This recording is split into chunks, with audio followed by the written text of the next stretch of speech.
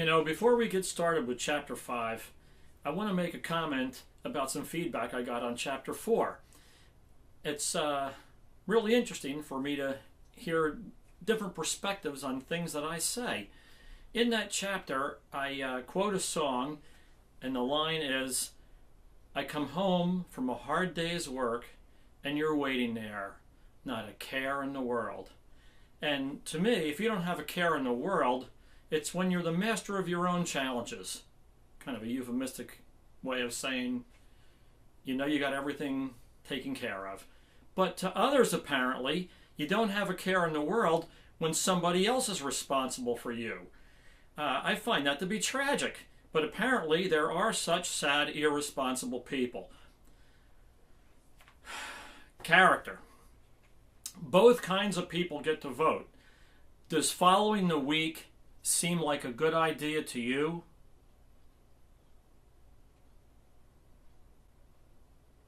Here we go with Chapter 5, Affirmative Action. There's nothing worse than the realization that someone is plotting behind your back. In 1960, my mom had remarried a very nice family man named James Buchanan Van Natta. Yes, named after the American president. He was a widower who had a son of his own named Kenny. My mom, my sister Nicolette, and I moved into his home. There I was in 1960 attending kindergarten at Walnut Street School in Woodbury, New Jersey. My dad and I joined the Indian Guides, and as a brave, I took the name Little Moose, and my dad was Big Moose. Why that name? I'll never know, but I do remember raising my hand along with other braves and swearing, "Pals forever, Dad." Little did I know that down in Washington, D.C., John F. Kennedy, Eleanor Roosevelt, and company were concocting the Presidential Commission on the Status of Women. Presidential Order 10980, signed December 14th, 1961.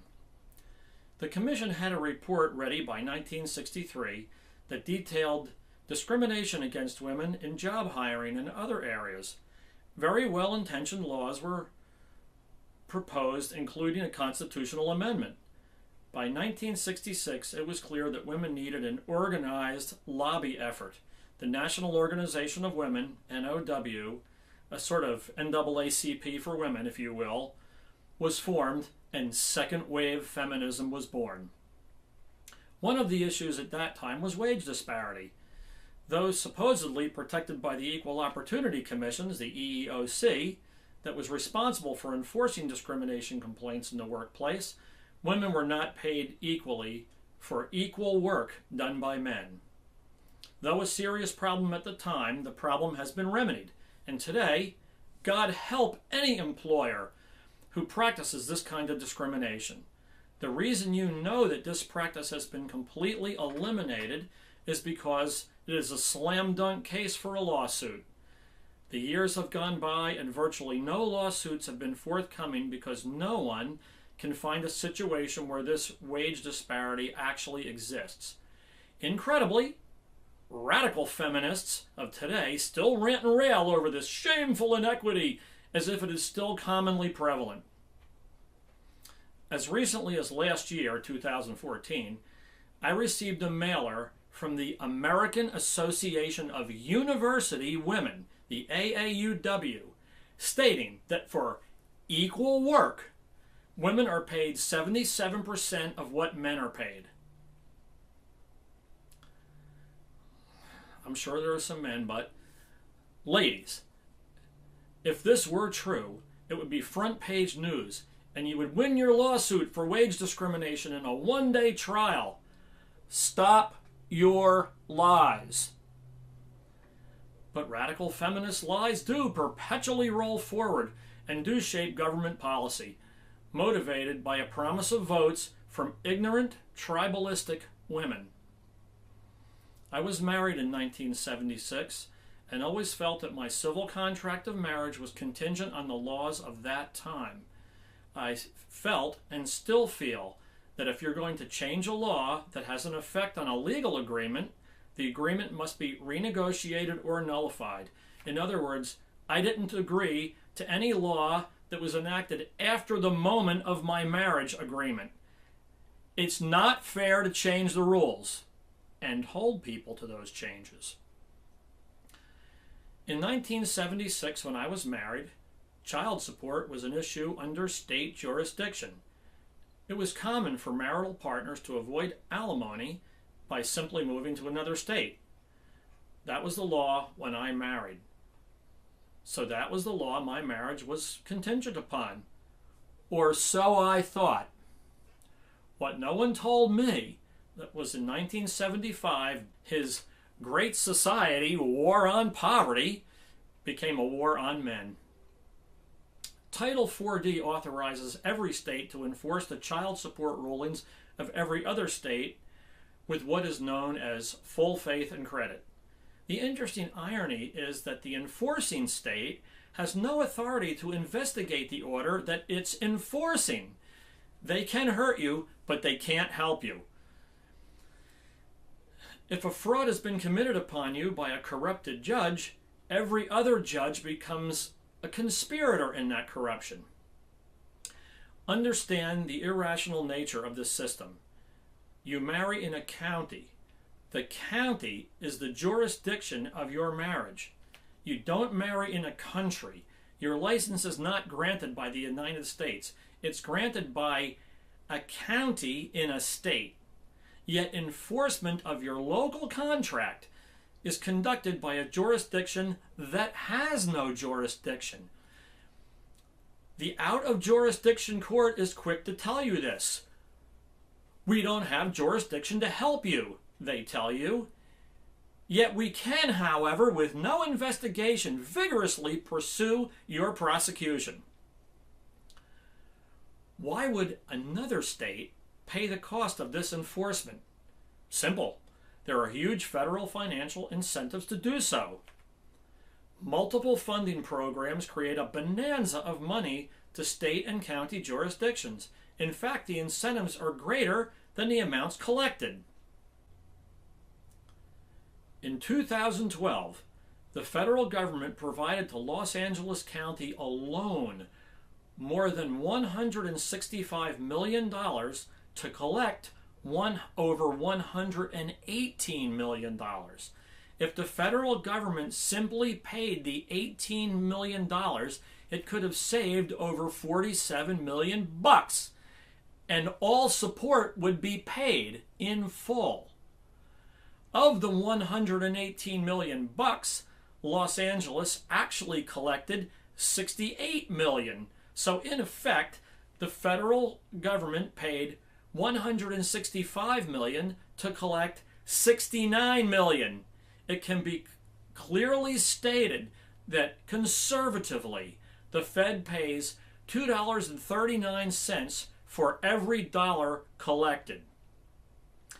And since only $69 million of the $118 million was collected, spouses and children did not receive $49 million very needed dollars.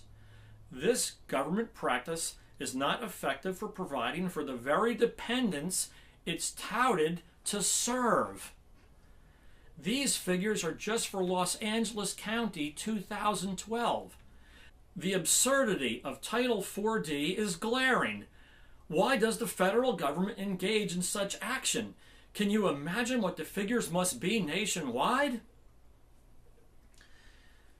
10 years after I married, a Democrat and Rhodes Scholar politician named Dollar Bill Bradley introduced the Bradley Amendment. First, we all know that democracy is the road to communism. Second, if you do not know who Cecil Rhodes or Cecil Rhodes was, he was one of the world's richest men about 120 years ago who set up an international program of scholastic indoctrination at Oxford whereby British former colonials, USA, Australia, South Africa, Canada, New Zealand, and Germany, could band together with a secret society to rule the world with a new rule order based on Anglo-Saxon superiority. When I hear Rhodes Scholar, I always raise an eyebrow. This is the exact wording regarding Rhodes Scholarship funding from his will.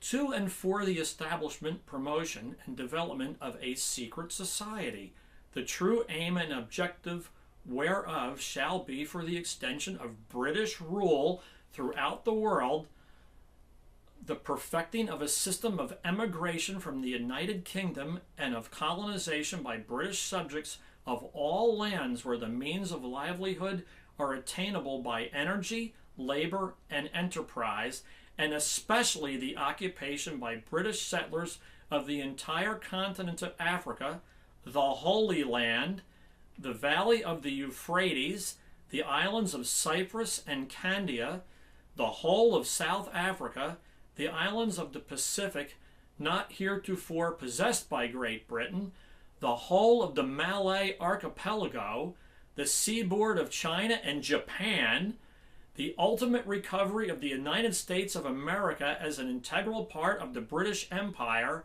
the inauguration of a system of colonial representation in the Imperial Parliament which may tend to weld together the disjoined members of the empire, and finally, the foundation of so great a power as to render wars impossible and promote the best interests of humanity. That's it. That's the plan. That's in his will for the foundation. Rhodes scholars are indoctrinated into this. Best interest of humanity. Almost sounds like best interest of the children, doesn't it? Back to the book. So much for Bradley and Rhodes. Now back to the Bradley Amendment, an inexplicable heinous law. The Bradley Amendment, 1986, Public Law 99-509, blah, blah, blah, 666, A9C, Bill Bradley, requires state courts to prohibit retroactive reduction of child support obligations. Why, when there may be sensible reasons to do so? It automatically triggers a non-expiring lien whenever child support becomes past due without even confirming that there is a child. It overrides any state's statute of limitations. It disallows any judicial discretion, even from bankruptcy judges. Judges can use discretion to assign support, but once done, everybody is stuck. And my favorite, it requires that the payment amounts be maintained without regard for the physical capability of the person owing child support to promptly document changed circumstances or regard his awareness of the need to make the notification. Now, this is one of the key sentences in the entire book. This is really important. But like any other past due debt, the obligee, typically a mother, may forgive what is owed to her.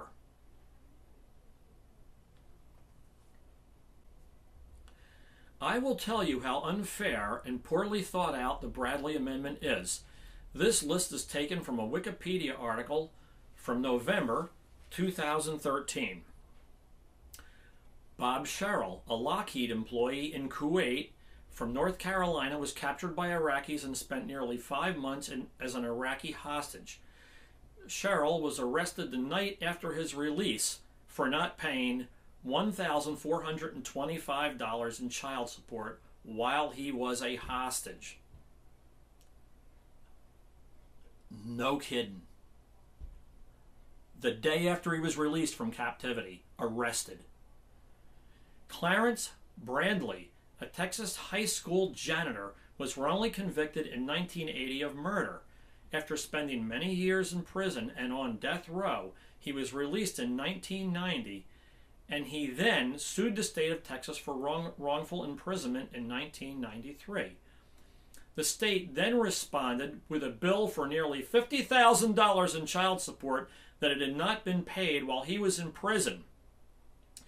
Deanna Thompson, of the American Coalition of Fathers and Children told the Houston Chronicle that federal law makes it illegal for states to forgive child support payments regardless of circumstances. Michael McCormick of the American Coalitions of Fathers and Children said, concerning child support payments, "I'm not aware of any state where it says a wrongly convicted individual is relieved of their obligation." Despite paying child support every month since his release via wage garnishment, Brandley's child support total reached $73,000 in 2003, when a judge reduced his total to $23,000. However, this amount is still more than triple the $7,000 in back child support Brandley owned at the time of his arrest in 1980. Recently, Brandley lost his job in the economic downturn in 2008. He had since lost his car and house as the child support bills and interest keep coming. Words added, my friend, Taryn James, a U.S. Navy veteran from California, was forced to continue to pay child support until 2006, even after the child was demonstrated by DNA test in 2001 to be not his. James paid $12,000 in such payments. A California District Court of Appeal eventually set aside the paternity judgment against James in 2006, but the same court denied James' request to have his child support payments reimbursed. Larry Saller was wrongfully convicted of murder in 1992 and spent 13 years in prison before being exonerated and released in 2005. Upon release, he was ordered to court to explain why he shouldn't be held in contempt for failure to pay $38,000 in combined back child support, interest, and penalties. Add insult to injury. Payments were not suspended for at least 3 years while he was in prison. The interest and penalties accumulated while he was in prison and presumably unable to pay. Jeffrey Fisher was taken to court in 2001 due to being delinquent on child support payments and had his driver's license suspended. Fisher pushed for custody, and a state-ordered paternity test determined he was not the biological father. In January 2002, a judge determined he no longer had to pay child support, but the Attorney General's office claimed that Fisher still owed $11,450, approximately 3 years' worth of back child support payments from the time of the child's birth until the time of the paternity test. State officials have stated that this is because Fisher failed to file a court motion to relieve himself of financial responsibility to the child, and that Fisher is thus regarded as the legal father and responsible for child support. It's my contention that the Bradley Amendment cannot be applicable to my case. My marital agreement was 10 years before this horrific amendment was law. And what was I doing while Dollar Bill Bradley was working on his New World Order? I was busy buying a house for my wife and, at the time, 4 children. Speaking of buying my first house, I took my wife to the hospital the morning I closed on the house. I watched my 4th child, Liam, as he was delivered by cesarean section. I then went to the bank and got the papers to close on the house. I brought the paperwork to the hospital for my wife to sign, and I returned to the bank where the closing took place. With the keys to our new home, I went back to our 3rd-story walk-up apartment where my friend was watching my children. I collected our kids and began to move everything we owned to our new house with my station wagon. The next day, I borrowed a pickup truck, and a friend came by to help with a few big items. I returned the truck and continued to move with the station wagon, many times with Shay, Kaylee, and Fitzy sleeping on the seats. When Stacy came home from the hospital, it was to the new house. She left the apartment, which she never saw again, had our baby, and came home to her new home. When she arrived, the dishes were in the cupboard and the linens were in the closet. Remember, she just had surgery. She had to take care of the 3 children while caring for our newborn. She couldn't possibly participate in the move-in process. I remember my in-laws visiting and being stunned by how complete the move-in was. I remember my mother-in-law's sour face as she searched the house. I don't remember my father-in-law saying 2 words. I was 28 years old. It had been hard to save the down payment for the house. During the Carter presidency, runaway inflation kept prices of houses out of my reach. Finally, Ronald Reagan took the office and the economy turned around so that some investments I had made went up in value. I had the money and no debt. I applied for the mortgage.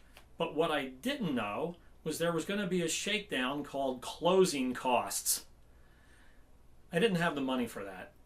So I asked an uncle who was part of our family by adoption for a loan. He lent me $5,000 and provided a fictitious letter that told the mortgage company that it was a gift that did not have to be repaid. The mortgage was granted and Stacy did not have to bring her baby home to our increasingly crowded apartment. I remember when she became pregnant with Liam, she said, "Please don't make me bring our baby home to this old apartment." I told her that I would do the best I could, and I didn't let her down. A few days after we brought the baby home to our new house, I received an application for a credit card that had an introductory offer of 0 interest. I wrote a check from that credit account to my uncle and paid him in full. Now, not only did I have to pay my $800 mortgage and the baby bills, I had to pay a credit card. I was never a day late on a payment. I was making $10 an hour. When we were first married, Stacy genuinely wanted very little materially. She would continue to say that she wanted nothing for herself, but once the kids began to arrive, she did want everything for the children. When your husband made $10 an hour, having a house and 2 kids in the 1980s was doable. When you irresponsibly had no intention of returning to work, each additional child beyond that point would spiral you deeper into unmanageable financial misery. At the time, there was a hit song on the radio by a group called Wham! The song was entitled "Everything She Wants." Liam was our 4th child. He was born the day I bought our first house. I was up to my eyeballs in financial responsibility. When Stacy announced she was pregnant with our 5th, the song had real meaning for me. Once again, I'd like you to go to YouTube and listen to this song. I can't play it on the recording here because I fear copyright issues, but it's like this. Somebody told me, "Boy, everything she wants is everything she sees. I guess I must have loved you because they said you were the perfect girl for me." Now we're 6 months older, and everything you want and everything you see is out of reach, not good enough. I don't know what the hell you want from me. Somebody tell me why I work so hard for you. All to give you money, all to give you money. Some people work for a living. Some people work for fun. Girl, I just work for you. They told me marriage was a give and take. Well, you show me you can take. Now you've got some giving to do.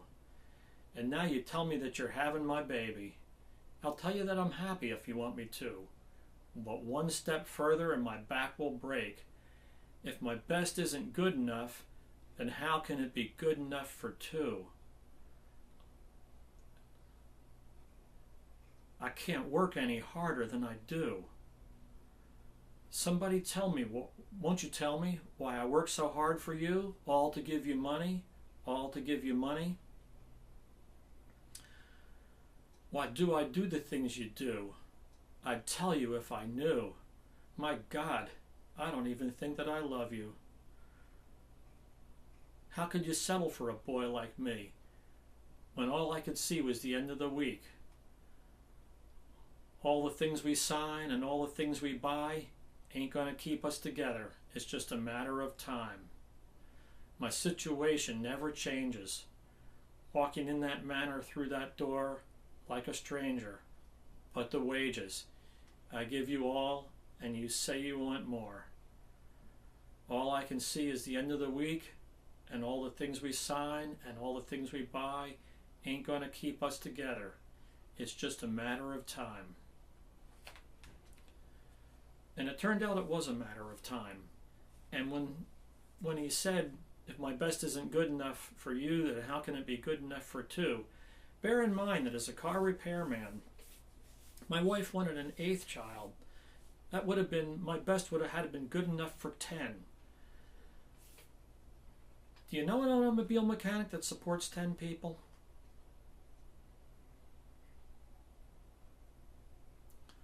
Back to the book. Let me be clear.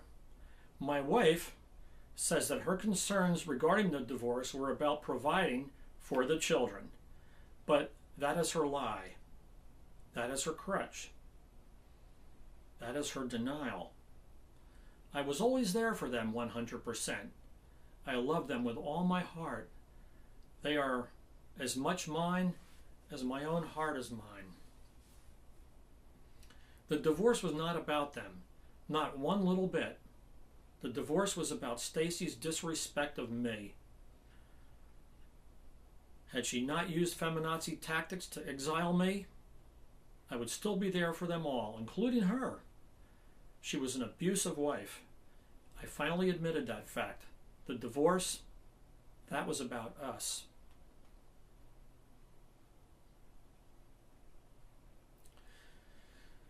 Lyndon Johnson's creation of the welfare state and the entitlements that went with it stripped away the former sins of the Democrat Party in the eyes of the ignorant masses. The Democrats became the sweethearts of the tribalistic poor. Free money went to women who raised children without a father in the home. This insidious destruction of the black family drove them and impoverished whites into a lifestyle of dependency on government. It created a class of Washington worshippers who did not realize that the cost to them was the relinquishment of any realistic chance of personal achievement for them or their children. Volumes could be written on this subject, and has been, but the reason I refer to it is that because such a hot-button political issue as welfare reform, that Democrat and Rhodes Scholar President Bill Clinton decided to do something about it. In 1996, Bill Clinton signed the Personal Responsibility and Work Opportunity Act. This was a law to fundamentally shift the responsibility of assistance to the poor from the government by discouraging employment. Clinton did this to make good on a 1992 campaign promise to end welfare as we have come to know it. Hooray for the hero Bill Clinton! Did the poor eagerly embrace going off welfare and returning to work? No! What a shock! I guess they had to be motivated, and what better way to motivate them than to slap them with child support arrearages bills and threaten them with jail? Brilliant! How would society endorse such a program? Easy. It would be barraged by media popularization of the concept of the deadbeat dad. Fathers would be vilified and used as scapegoats to divert the light of truth being shown on the government that created the public relations problem of its growing welfare state. Men and women who had created children under one set of rules were now being told, "Rule change!"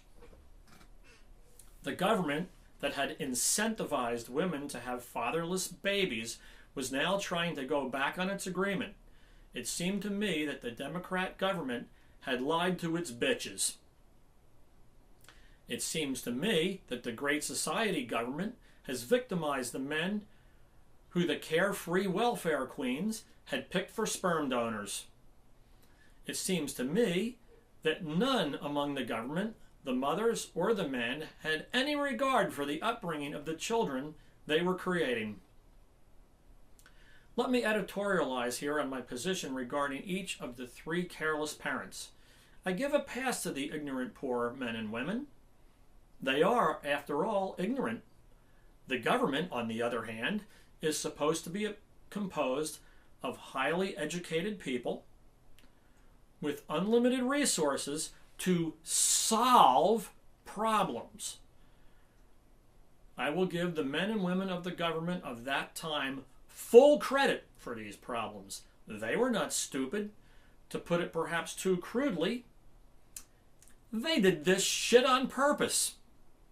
Let's face it. Let's acknowledge it. We still have a growing welfare state. Only now we have a massive bureaucracy that is mostly composed of women hounding men for money. It's downright obscene. In the 1980s, war on men was in high gear. But what about the Equal Protection Clause that the 14th Amendment to the Constitution? You remember, the one that protected Negro Americans under the Civil Rights Act of 1866 and was shouted loudly when women campaigned for the right to vote and, of course, equal pay for equal work as referred to before. In America, we understand that all people are worthy of equal protection. It can be no other way. We cannot have laws that segregate any group of people for preferential treatment. To create such laws would be simply un-American. Well, there was a senator from the state of Delaware who was beat up by his sister as a child. He said laughingly before the entire country on TV something to the effect of, "I still have the scars." His father taught him, as my father taught me, this was back in the olden days when kids actually had fathers in the home guiding them, don't hit girls. That damaged man, the victim of domestic violence, that little boy, now in the body of a senator who never enjoyed equal protection in his own home, decided that he was going to prevent every other man in America from enjoying the security of equal protection. He would institutionalize the moral standard that failed to serve him, and fair or not, impose it on every man as it had been imposed on him. He, Democrat Senator Joe Biden, said proudly on TV that creating his illegal law, VAWA, the Violence Against Women Act, which provided $1.6 billion to disproportionately protect one specific group of society, was his greatest achievement. And to step out of the book for 1 minute, and you voted for him. Back to the book. Interesting to note, the Federal Department of Education budget for 2013 was $1.7 billion. As much spent for VAWA as for the education of our children. Equal protection? Bill Clinton didn't care. Forget men who experienced more violence than women can ever imagine. Forget the elderly and children. We're engaged in a war on men here. We need VAWA. The law was controversial. After all, it's still illegal. But on June 2nd, 1994, O.J. Simpson killed his wife.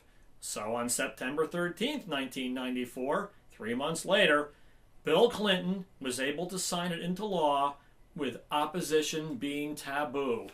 Booyah! Title 4D, the Bradley Amendment, and VAWA are bad laws.